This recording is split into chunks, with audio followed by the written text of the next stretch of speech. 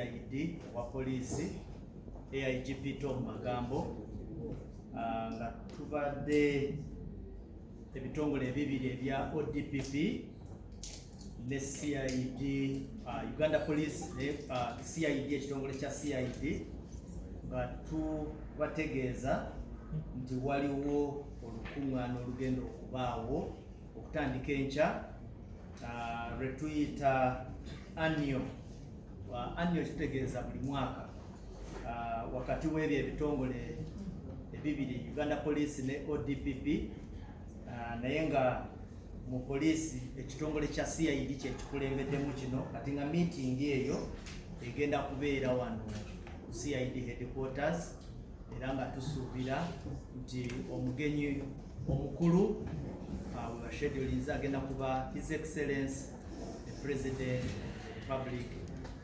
Uganda.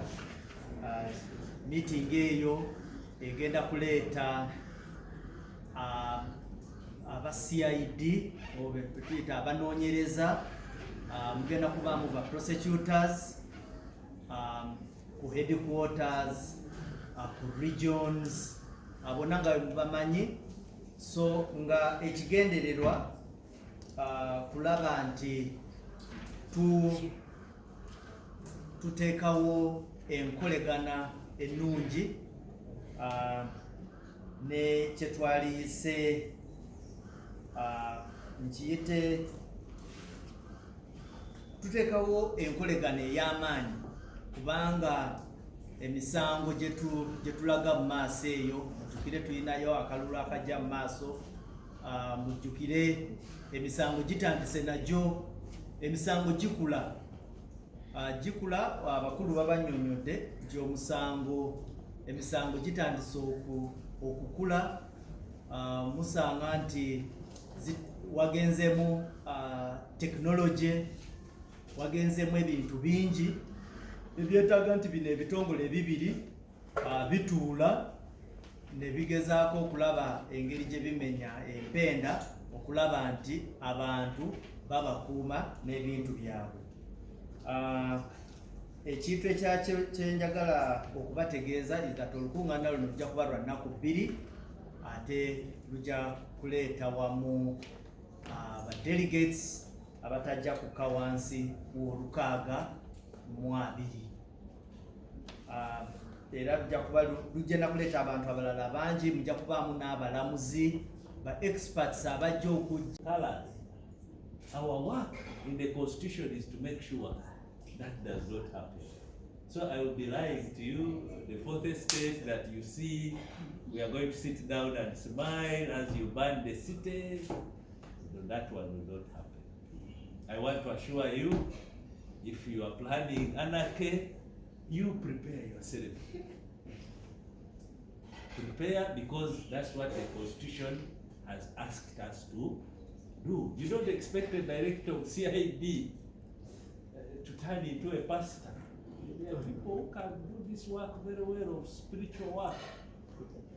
So the work of the director of CID is really to make sure the bad people don't disorganize our society. So I want to say this on record to all of you so that you don't have doubts. But as I said, we are going to operate within the constitution. And that's why the DPP is here. That's why the DPP is supposed to guide me to make sure that whatever we are doing it within the constitution of the Republic of Uganda. And I don't think that constitution says anarchy is also okay to burn people's homes. So with those remarks, I think, I don't know, I think I've said all I wanted to say. Thank you very much. The DPP, and then you look at CID and you say, but how do they really contribute to the socio-economic development of Uganda? Let's just take a simple test of if the country, let's say even just for one day, police lays down, CID lays down their tools, also the DPP also lays down their tools, what's going to be happening? The criminals are going to be all over the place. And if the criminals are all over the place, if we are not working, which means there are no cases investigated, which means there are no cases taken to court, there's no one being held accountable, and which investor can actually come to invest in a country where they know that even if I take my investment there and anything goes wrong, there's no system, the rule of law is broken down. We cannot trust the police to investigate any case. We cannot trust the office of the DPP to actually prosecute any case.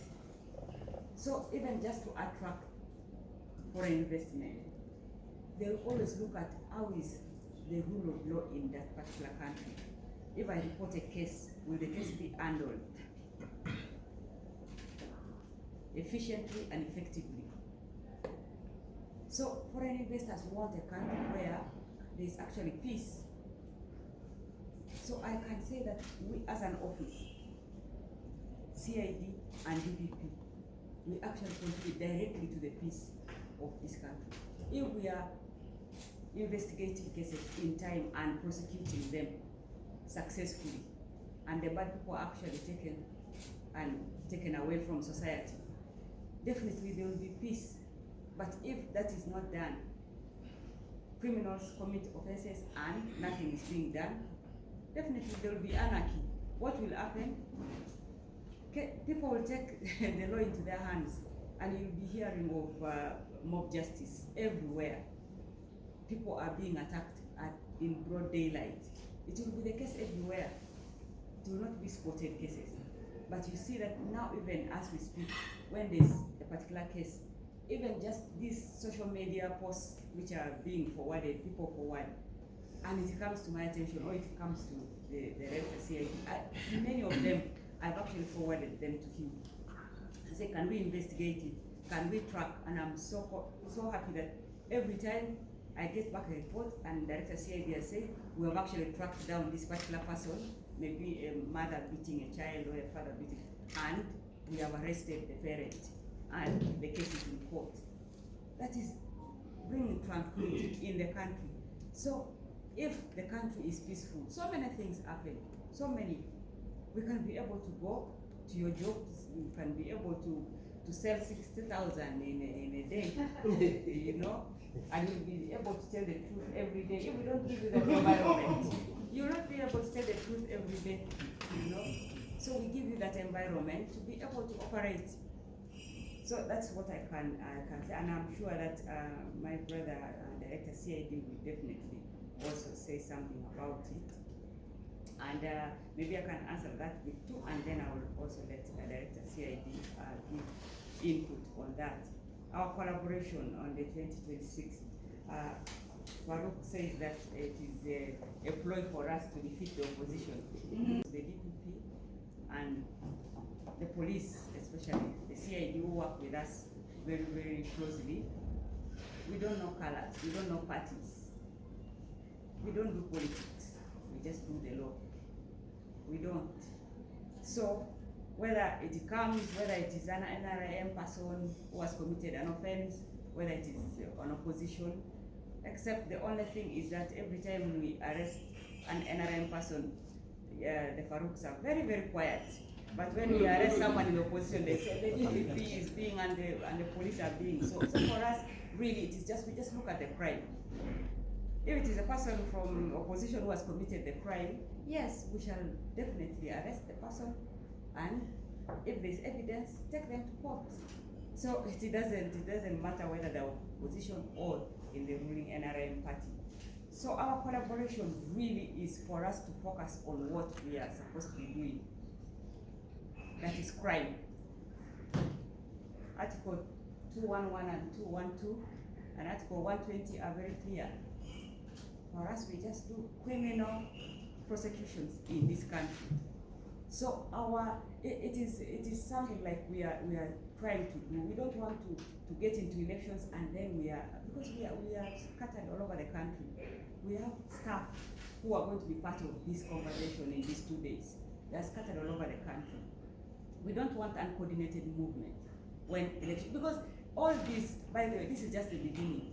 We're going to forecast for elections, we're going to forecast for famine, we're going for landslides, we're going to do all that, because that's what we have decided to do, that we should forecast on crimes, and prepare for them, because we know the usual offenses that will arise from a particular and from elections. How do we? And in this conversation of the 2 days, we are actually going to ask someone from the Electoral Commission coming to educate us about the electoral laws and offenses, so that we actually can toe our line. We don't get out of line. We just toe our line. If it's an offense and it's committed during elections, we shall definitely bring the people, and we are not just going to be arresting people. Just arrest them.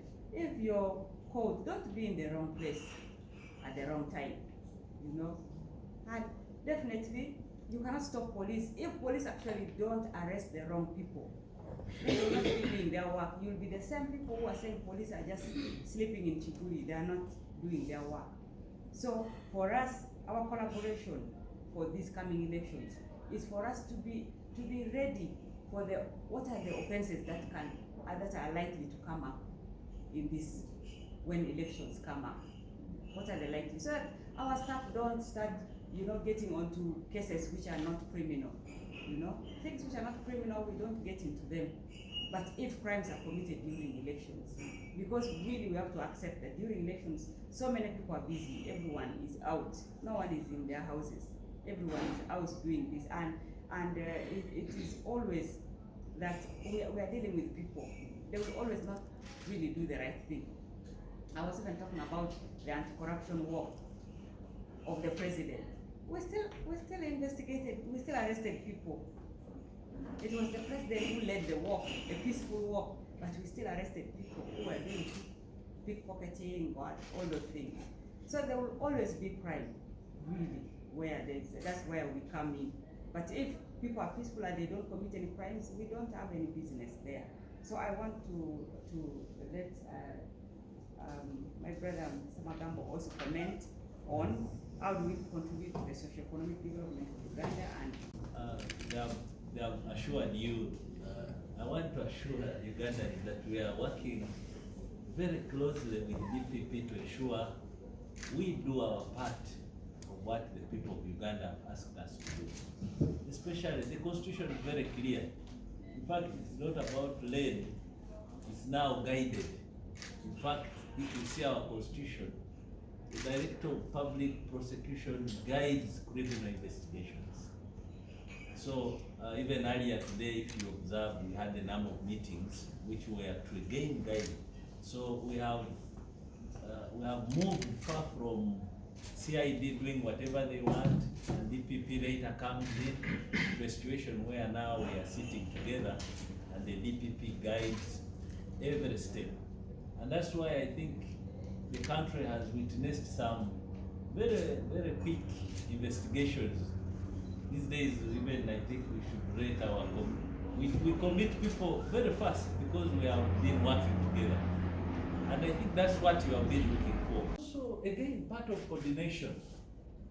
We also realized from our lessons, when something happens, all agencies of government should not be investigating the same thing, because we already have so much to deal with.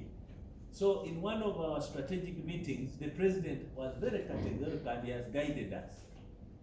If the DPP and CID are handling something, then the IGG will really not waste time there, unless we share with her certain elements which she can go with.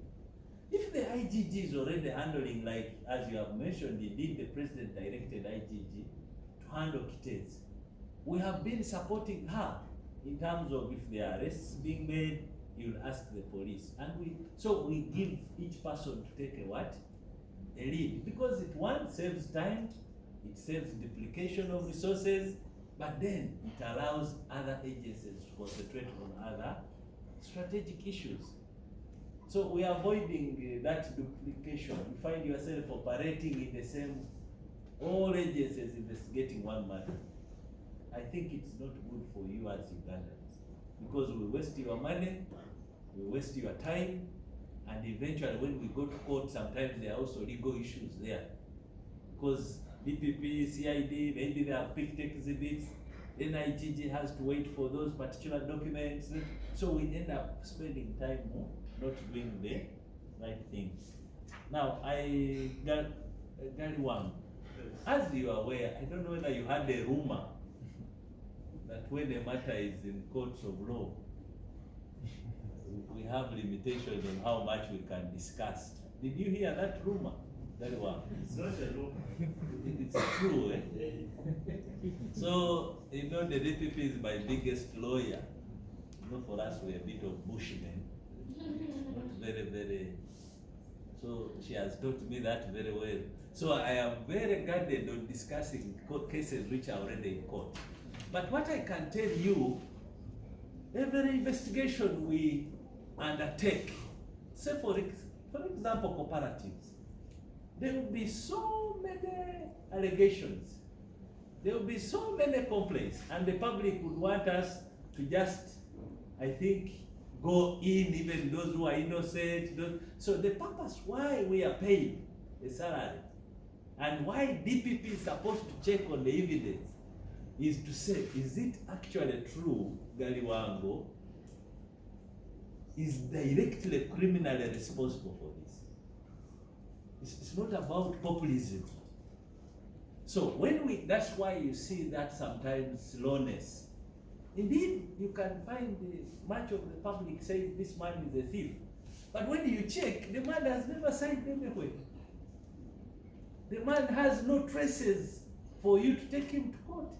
And you know, when you go to those courts, the judge will demand that you actually have proof on the table.